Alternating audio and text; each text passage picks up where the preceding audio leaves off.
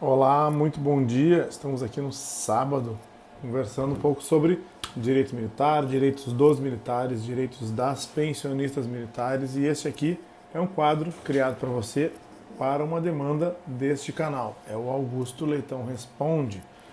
Nós já vamos aqui, depois de fazer as honras do canal, passar para as nossas perguntas e falar um pouquinho do nosso seminário, seminário da Comissão de Direito Militar da aba Rio de Janeiro. Se você for novo por aqui, pausa o vídeo agora, se inscreva no canal aqui embaixo, ative as notificações, deixe seu like, compartilhe nosso conteúdo e comente, quem sabe o seu comentário não vira um Augusto Leitão Responde. Passe nas nossas redes sociais, nós temos o meu Facebook e o meu Instagram, o @Augusto Leitão, lá você encontra trailers, vídeos e algumas frases que você pode salvar e compartilhar. É o @Augusto Leitão. Me segue por lá também. Conhece meu site, augustoleitãoadvocacia.com.br e faça tudo isso que eu falei para que o YouTube entenda como relevante nossos vídeos, como relevante nosso conteúdo e entregue ele sempre para você e para mais e mais pessoas. Antes de entrar nas perguntas, eu queria falar com vocês aqui que o seminário da Comissão de Direito Militar está ótimo, excelente, com muita procura, graças a Deus, e ao trabalho dos palestrantes e dos membros aqui da Comissão de Direito Militar, da vice-presidente, da nossa secretária-geral, da secretária adjunta. Meu muito obrigado a todos que estão muito empenhados nesse evento. Nós superamos todas as expectativas com relação à procura, venda de ingressos, quitação do custo do evento.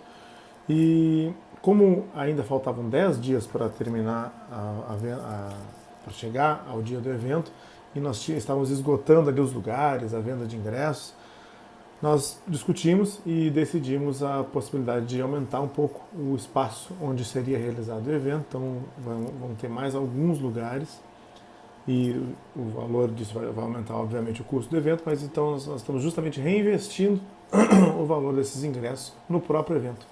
Então vai ser muito bacana e eu vou contar com a presença de vocês. Resumindo, é por isso que agora nós estamos disponibilizando aí mais alguns ingressos no mesmo valor, no valor do terceiro lote. Não vamos abrir um quarto lote, né, um lote extra, por conta disso. Tá? Então a intenção sempre foi cobrir somente os custos. Teremos aí 14 palestrantes, o dia todo de palestras, vamos falar sobre sindicância, vamos falar sobre pensão militar, sobre sistema de proteção social, FUSEX, a atuação do advogado no processo administrativo, a atuação do advogado no processo judicial, direitos dos militares nas Forças Armadas, nas Forças Auxiliares, no âmbito dos estados.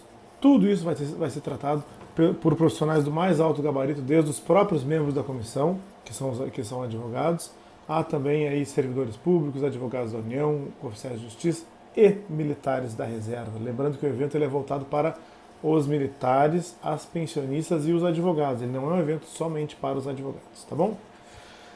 Vamos para a primeira pergunta? Rosângela, gostaria de saber se o meu marido vai ter direito à ação de funcionário público federal civil. Bom, essa pergunta da Rosângela foi no vídeo que eu fiz sobre adicional de 41% de militar, e eu disse que a fundamentação desse pedido de 41% foi a isonomia e as ações de 28,86%. As ações de 28,86% eram de militares e civis. E aí ela perguntou se o marido dela, que é funcionário público federal, vai ter direito a isso. Se você estiver falando, Rosângela, de seu marido pedir 28,86%, para os civis houve uma medida provisória na época, viabilizando o parcelamento do pagamento desses valores, inclusive dos valores atrasados, de 28,86%. Eu não sei se você está perguntando agora com relação a uma outra situação diferente dos 28. Resumindo, os 28 para civis, em princípio, já está tudo resolvido, viu, Rosângela?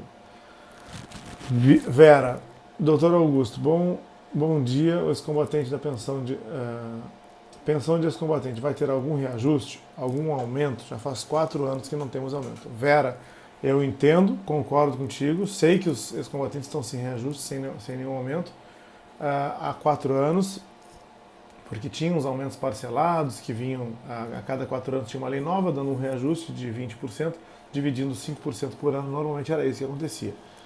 E aí houve, com a lei 13.954, uma reestruturação, mexendo nos adicionais, dando alguns adicionais a mais, especialmente para quem já tinha bons adicionais, e criando uma contribuição alta. Então muitas pessoas tiveram a corrosão do seu patrimônio líquido, dos seus valores líquidos que recebiam da pensão militar e da pensão de ex-combatente.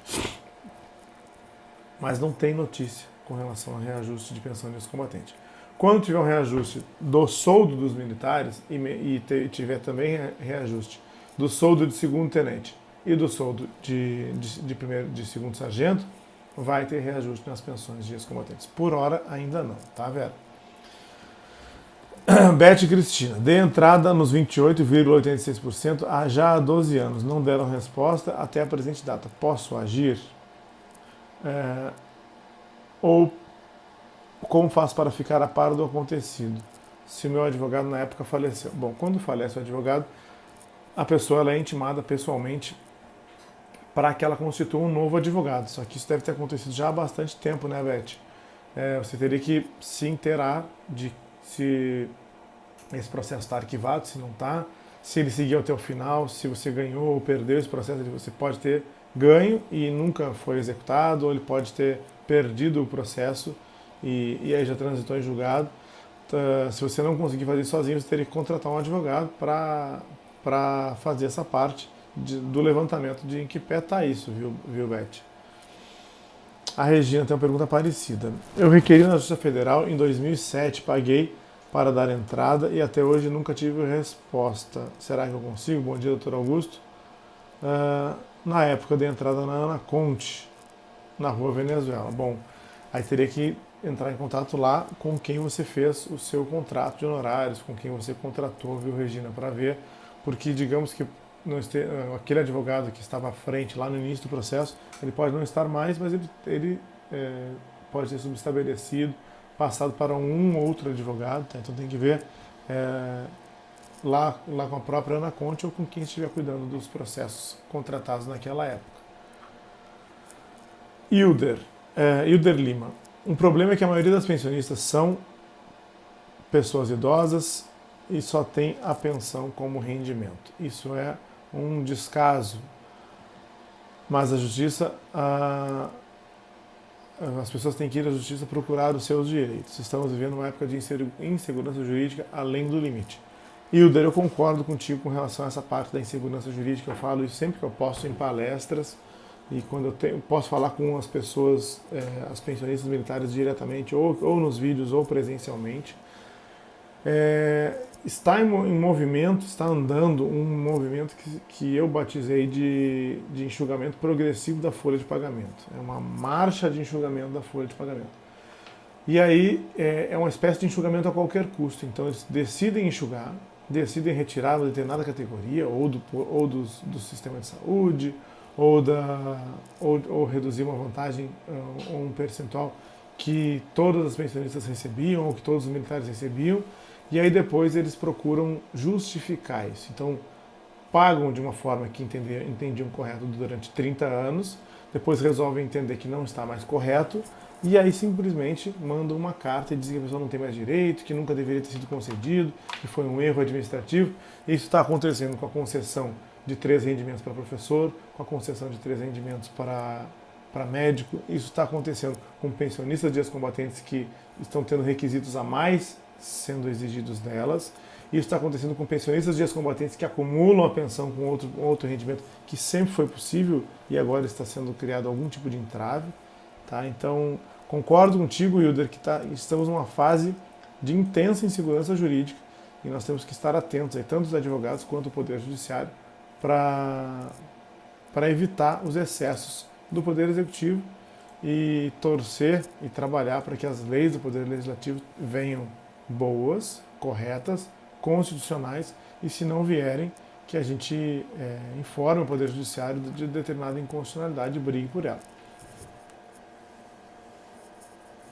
Senhora Fátima. Doutor Augusto, meu pai faleceu em 2014, minha mãe era pensionista dele e faleceu em 2021. Ele era veterano de guerra. Porém, o Exército ainda não liberou a pensão para as filhas. Uma delas é inválida, toma remédio controlado, estamos passando por dificuldades financeiras. O que o senhor me aconselha a fazer? Bom, primeiro é o requerimento, você já deve ter feito, né, Fátima, você e suas irmãs. Lembrando que a filha de veterano de guerra, filha de ex-combatente, qualquer que seja ela, provado que ela já era incapaz, inválida antes do óbito, do ex-combatente ou do militar, ela vai ter direito, independente da lei que ela tiver, independente do enquadramento que ela tiver. O incapaz ou inválido sempre tem direito à pensão, tá? O que pode estar acontecendo, ela falou em 2021, é um grande atraso do Exército em analisar o requerimento administrativo de habilitação à pensão militar. Aqui no Rio de Janeiro tem requerimento de reversão de mãe para filha, de irmão para irmão, que está demorando 1 ano e meio, quase 2 anos. Isso está muito errado, mas eu sei que está acontecendo. Estou compartilhando uma experiência aqui do Rio de Janeiro. Mas eu sei que tem muitos outros estados que as coisas estão funcionando. Recife está em dia, está funcionando bem. Eu não sei te dizer exatamente como é que está aí em Salvador, na sexta região. Não tendo resposta por mais de 30 dias, que é o prazo que a lei de processo administrativo nos dá, você e suas irmãs já podem ingressar judicialmente pedindo ao juiz que determine a habilitação e que o Exército seja obrigado a habilitar vocês imediatamente. Tá? Rejane, meu pai foi para a guerra na Itália, minha mãe recebia a pensão de segundo tenente. Quando faleceu, eu passei a receber a pensão de segundo sargento. Tenho direito à pensão de segundo tenente? Não sei, Rejane, a gente tem que ver os seus documentos. Tá? Por que isso acontece muito? A mãe recebia de segundo tenente, a filha passou a receber de segundo sargento. Porque a lei que permitia que as viúvas recebessem de segundo tenente, ela contemplava a filha somente até os 21 anos. Então, se a filha é maior, ela não pode receber pela lei nova.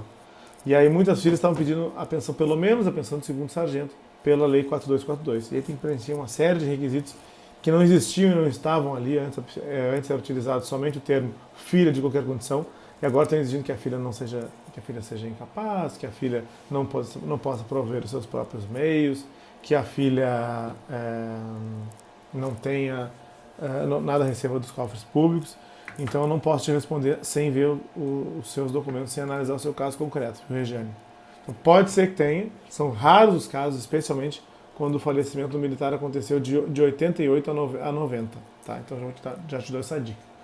Rogério, só não entendi sobre a pensão de segundo, sobre a pensão de 2 salários mínimos para aqueles que serviram no litoral. Meu pai foi esse caso, faleceu em 2005 e deixou pensão de segundo tenente para minha mãe. Ok. Minha mãe faleceu em 2007 e nunca tentei reverter a pensão. Ele serviu no tempo da guerra, mas não seguiu carreira. Bom, vamos lá. Pelo Poder Judiciário, que é algo que eu não concordo, tá? São decisões judiciais, elas entendem que a pensão de quem era ex-combatente do litoral só deve ser paga e só pode ter direito à reversão, à habilitação e à reversão pelas leis que tratam do ex-combatente do litoral, a lei de 5315, as leis que vieram depois, tem uma lei de 78, uma lei de 85, que o ex-combatente do litoral só teve direito à pensão, de acordo com o Poder Judiciário, a partir de 78, e essa pensão só pode ser revertida passada para os seus beneficiários ou dependentes, a partir de 85. Então o óbito teria que ter acontecido depois de 85. Aí você está me dizendo que a sua mãe recebe, que o caso era de litoral, e que ela recebia de segundo tenente com óbito em 2005. Por quê? Porque as pensionistas que tinham direito os ex-combatentes do litoral que ensejaram pensões de ex-combatentes aos seus demais beneficiários, nós temos ali a Constituição Federal de 88, ela olhou para trás e disse: todo mundo que tiver direito à pensão de ex-combatente vai receber pensão de segundo tenente, e aí e não tinha requisito nenhum para a viúva. A viúva só precisava ser viúva. E aí, possivelmente, é por isso que a sua mãe conseguiu se habilitar a pensão de segundo tenente, porque a Constituição Federal de 88 dizia isso, e a lei 859 de 1990 também dava pensão de segundo tenente e só trazia o requisito para a viúva de ser viúva. E aí, por que você nunca não sei se você nunca requereu ou se você requereu e nunca teve esse direito concedido, Rogério? Porque o entendimento do Poder Judiciário é que do litoral só pode reverter a pensão se o óbito foi depois de 85. No caso do seu pai, com o falecimento dele em 2005, em princípio isso é possível, mas aí eu não acho que você vai conseguir a habilitação da pensão de segundo tenente, porque o direito da pensão do litoral está regido por outras leis e trata de um valor bem menor, que é um valor de 2 salários mínimos, no caso de conseguir habilitar as filhas. E aí lá tem alguns requisitos ainda, tem limite de idade, tem limite de estado civil, tá, Rogério? De Silva, adoro seus vídeos, muito bem explicados, deixou tudo muito bem claro, fico muito feliz, viu, parabéns, obrigado, viu, De Silva, agradeço pelo comentário. Maria do Carmo, boa tarde, doutor Augusto, gratidão, Deus abençoe seu trabalho sempre e seus familiares. Também agradeço mais uma vez. Gente, eu vou encerrar por aqui, não vou querer me estender. Não se esqueçam de se inscrever no nosso seminário, que ainda tem vaga, exatamente porque extrapolou aí a procura. Nós aumentamos o tamanho do seminário para poder receber vocês com maior tranquilidade, com um lugar melhor, mais espaçoso, para que fique todo mundo bem acomodado, com cadeira para todo mundo, ar-condicionado, tudo ótimo, da melhor maneira possível, que é o que vocês merecem, e um bom coffee break, mais completo, tá? Espero vocês, o link está aqui embaixo. Um abraço a todos, fiquem com Deus e até o próximo vídeo. Valeu, bom final de semana para vocês.